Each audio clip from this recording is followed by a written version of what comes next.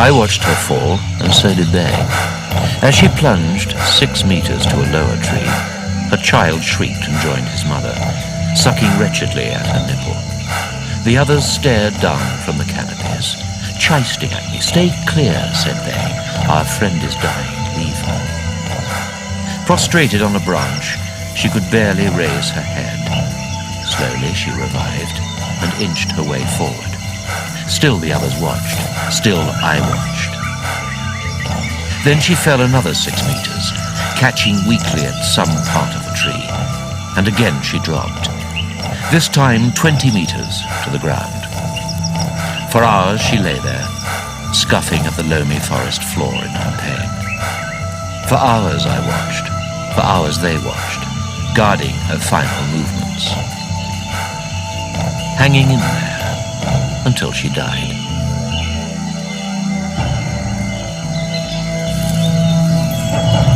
Hanging in there is not an uncommon pastime for the African red colobus monkey. Being a denizen of the tropical treetops, it's something they're quite good at. On the other hand, many of the subspecies are rare or endangered. For them, hanging in there has become a most critical issue.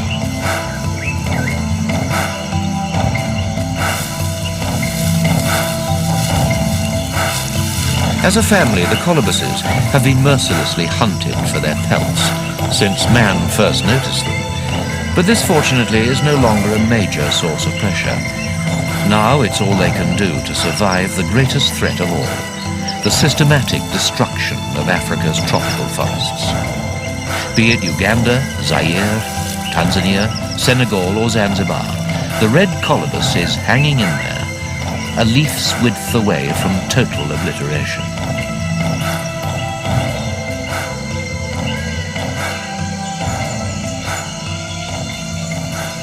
The upper story of a rainforest is a mysterious domain. For many decades, naturalists avoided getting to grips with this level, mainly owing to a lack of adequate technology. Today, with sophisticated cameras and other devices being applied to the problem, it's now thought the canopies contain perhaps half of all the animal species in this world. It's here that the red colobus is to be found. Well, most of the time, that is.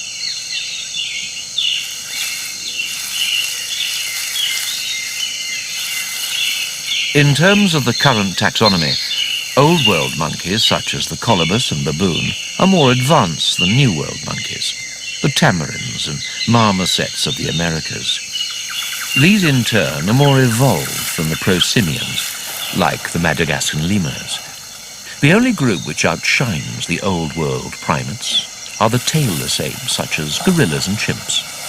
Nevertheless, the red colobuses are pretty close to the top of the ladder. Well adapted to life in the forest, one imagines they could handle just about anything. Except disappearance of the forest, perhaps.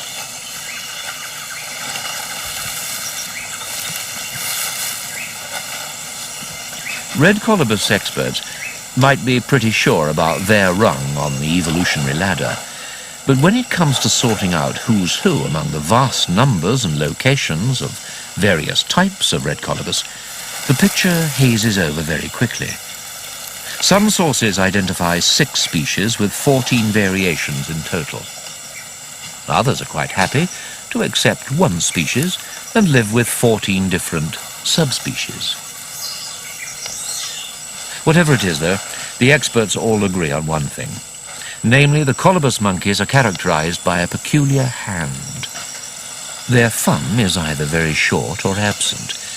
This is unusual in that Old World monkeys tend to possess good manipulative skills. In other words, they can press their thumbs against at least one other finger.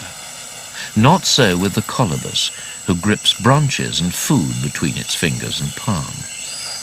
This is a similar arrangement to the South American spider monkey, which is a New World monkey. So it seems that the colobus could be a slightly more primitive variety, explaining in part its lack of resilience to habitat changes. Where a baboon is opportunistic and moves with the times, The red colobus is struggling to hang in there.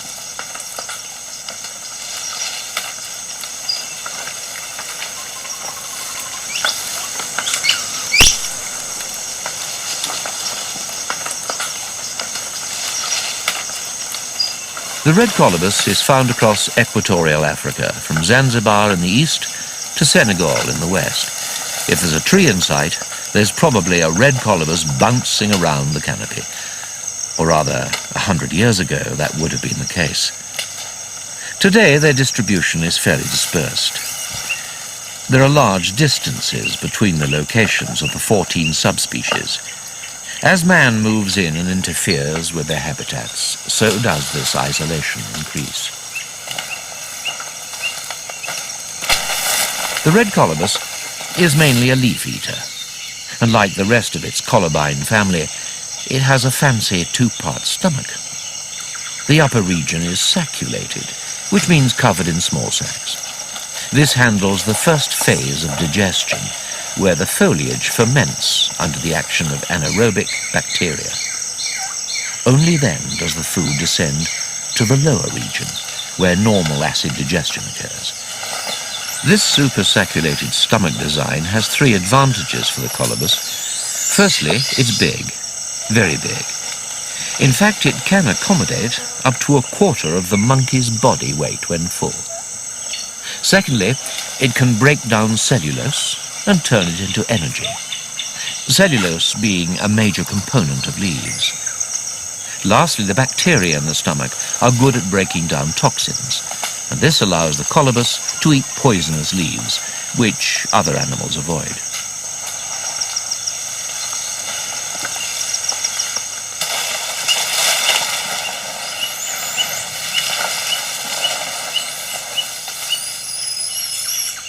As the red colobus tends to occupy the upper reaches of a rainforest, one would be forgiven for assuming they are competent climbers. In truth, it's all somewhat disappointing. Their mode of locomotion is described by some researchers as clumsy and suicidal. By far the least efficient of all the forest dwellers. As far as can be determined, the tactic seems to be to fire first, then aim. The colobus jumps without having any particular destination or landing in mind.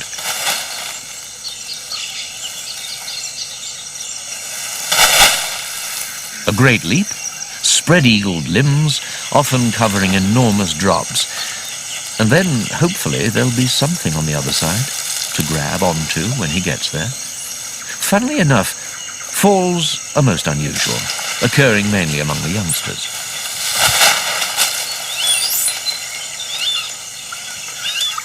Depending on the subspecies, red colobus troops range in size from 10 to 50 individuals. Each group consists of several adult males and females, with the females usually outnumbering the males. Within this structure, there is a fairly rigid dominance hierarchy. Adult males are at the top of the pyramid, meaning that the boys get all the best space and all the best feeding spots. Males are also more often groomed. Females are always at it, while hardly ever getting any themselves. For the top dog, so to speak, is reserved the most precious privilege of all, namely copulation rights. The highest ranking male gets to imprint his genetic matrix on the troop. In most primate organizations, nothing is more indicative of status and success. Even the human primate is partial to wide-ranging copulation rights, although many try to deny this.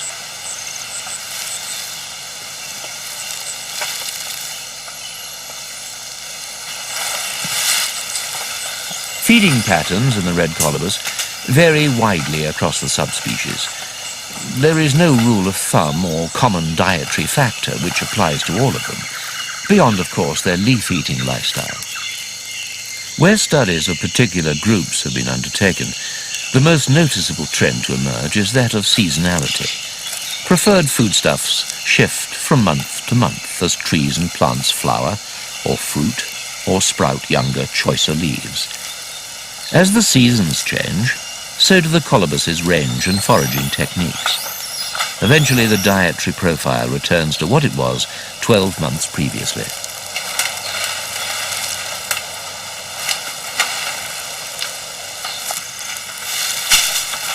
In one subspecies, foraging is sometimes an inverted affair. The individual hangs upside down from a branch, using all fours, and then scoots back and forth, occasionally gnawing at the underside of the branch. It was found that the chosen trees were richly covered in lichens and mosses. Interestingly, only the juveniles foraged in this manner. The adult males would have nothing to do with it. Whoops! What a klutz.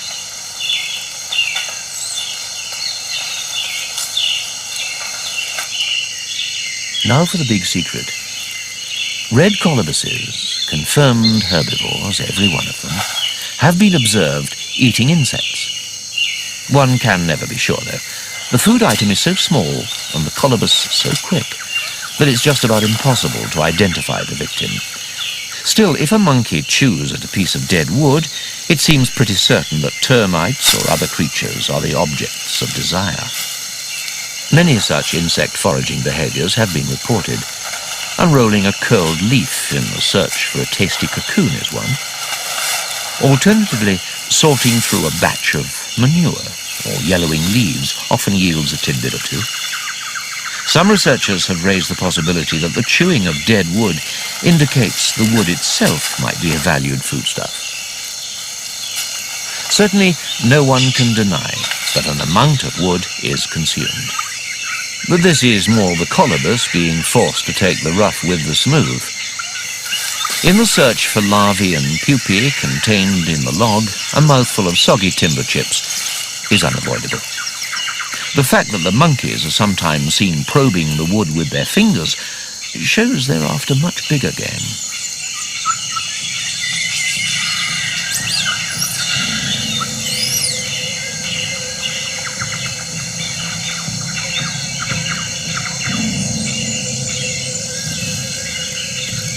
Gerald Durrell once compared man's presence in the rainforest to a bunch of drunken apes in an art gallery. Both destroy priceless treasure. Hey, Coca-Cola?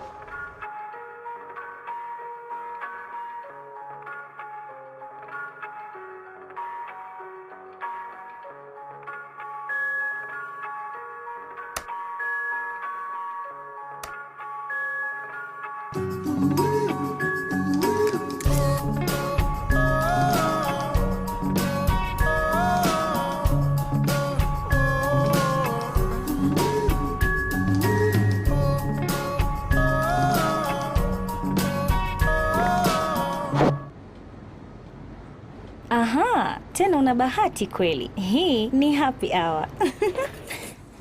Na umejishindia Coca-Cola ya bure. Lakini lazima uinywe hapa hapa.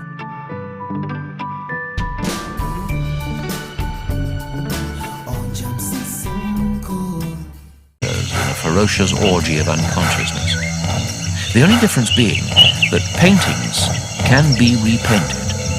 A rainforest, once it is no more, can never be reconstituted. Only now are we discovering that these tracts control the global climate, prevent the desert from creeping in, and hold an unimaginable reserve of resources yet unknown. Already, medicines of inestimable value have been found growing in the middle of rainforests. How much more have we destroyed? As Durrell goes on to speculate, future generations will never be able to experience the sensory fusillade of such a forest. We're destroying them too quickly. As our children's children turn the pages of their futuristic encyclopedias, they will curse the 20th century and its greed,